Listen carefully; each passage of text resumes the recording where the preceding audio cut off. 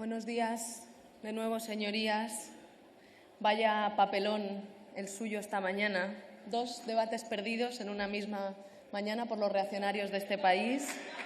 2 oportunidades en una misma mañana para demostrar y demostrarles que las feministas somos más. Se oponen sus señorías del PP y de Vox a que en España las mujeres vean garantizado su derecho y su acceso efectivo a la interrupción voluntaria del embarazo. Se oponen a que reforcemos y ampliemos los derechos sexuales y los derechos reproductivos de las mujeres. Menuda sorpresa. Señorías, el control sobre los cuerpos de las mujeres es la base sobre la que se sostiene la desigualdad que sufren las mujeres por el hecho de serlo. Si las mujeres no podemos decidir sobre nuestros propios cuerpos, si no podemos decidir cuándo ser madres o cómo disfrutamos de nuestra sexualidad, si el Estado y la sociedad no nos reconoce esa capacidad de decisión… Señorías, silencio, por favor. Perdone, señora ministra. Les decía que si la sociedad y el Estado no nos reconocen esa capacidad de decisión y se estructuran en su arquitectura institucional para garantizarla, entonces no podemos desarrollar nuestros proyectos de vida en libertad.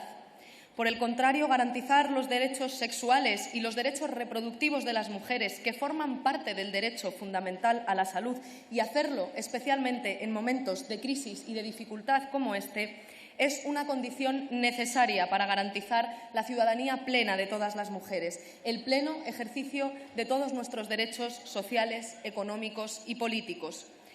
¿Qué piensan que ocurre, señorías, cuando un país no garantiza el derecho al aborto? ¿Creen de verdad que las mujeres dejan de abortar?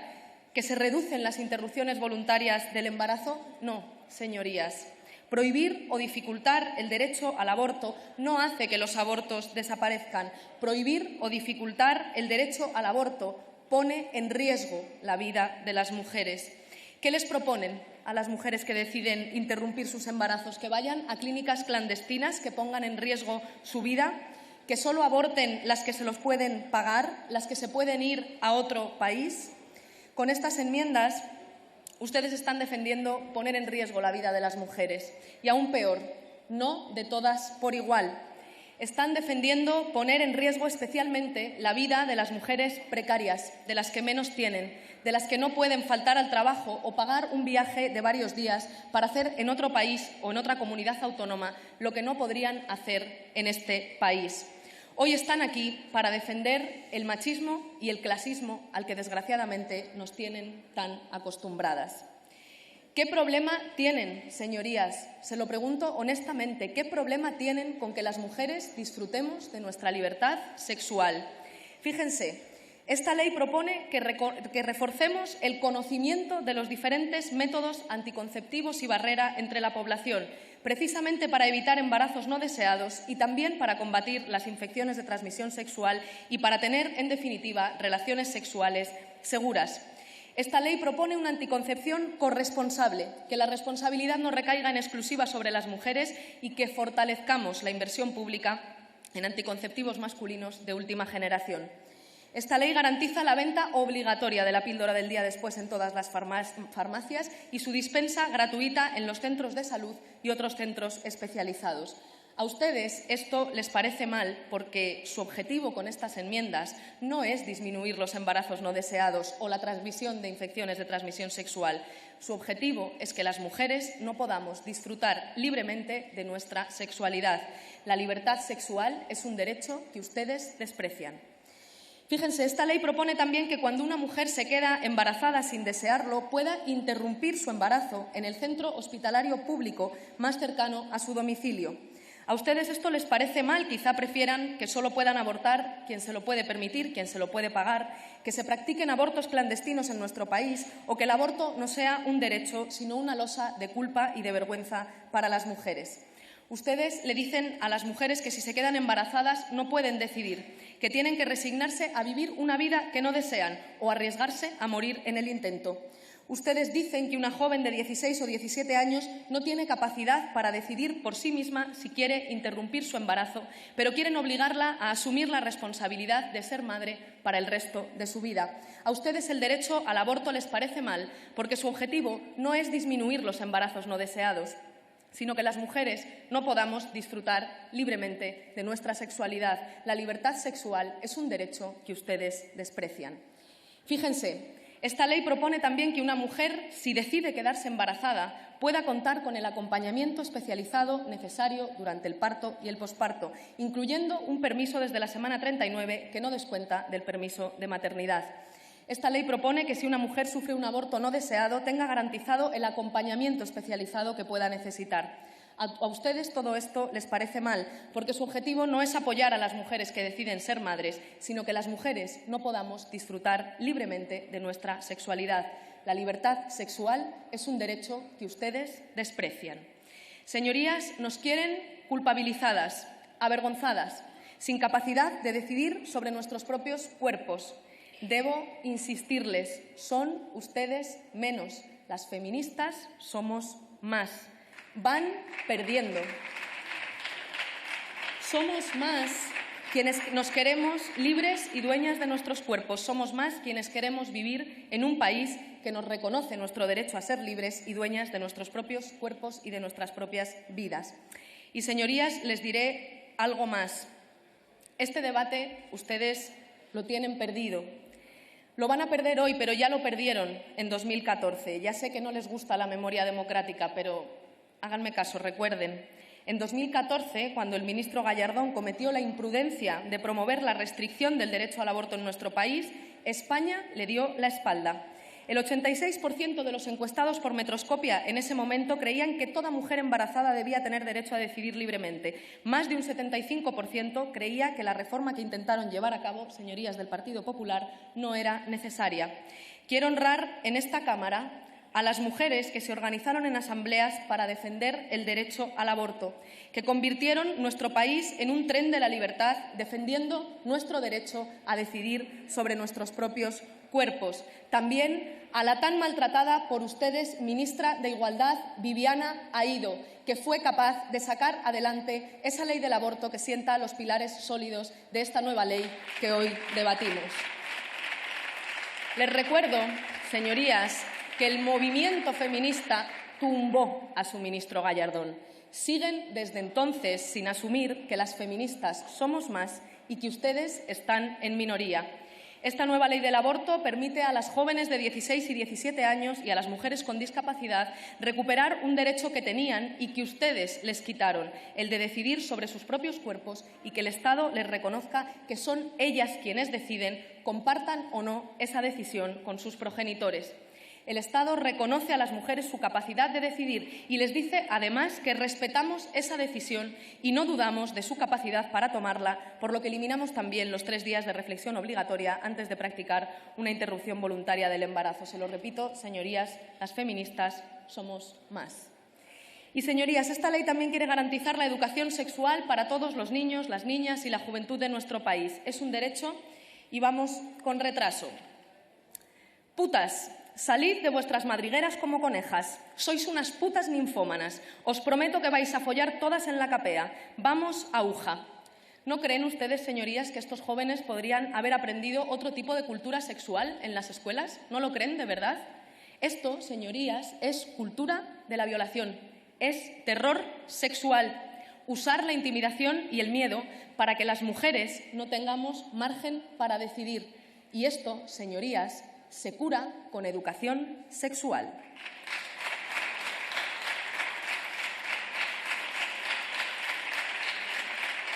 Señorías, ¿a quién le molesta que haya educación sexual en este país?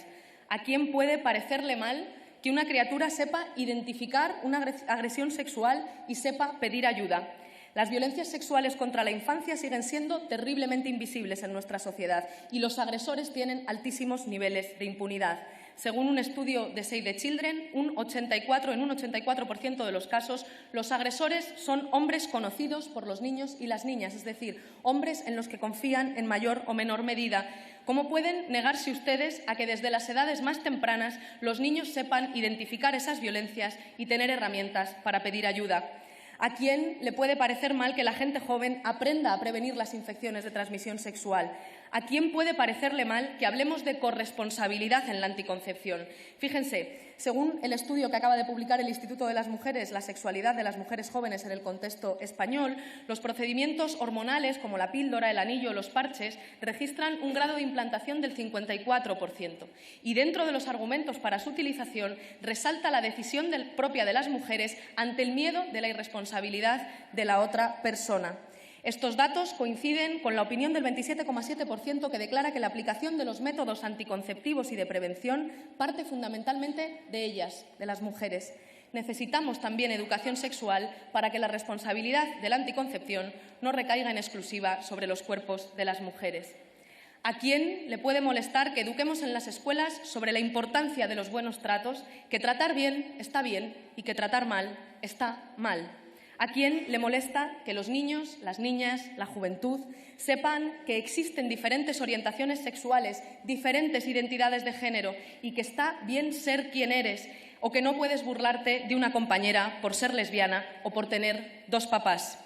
¿A quién le puede molestar que la infancia y la adolescencia de nuestro país aprenda sobre la diversidad de los cuerpos, aprenda que todos los cuerpos son normales y que no tienen por qué sentir culpa o vergüenza por la forma y por el tamaño de su cuerpo?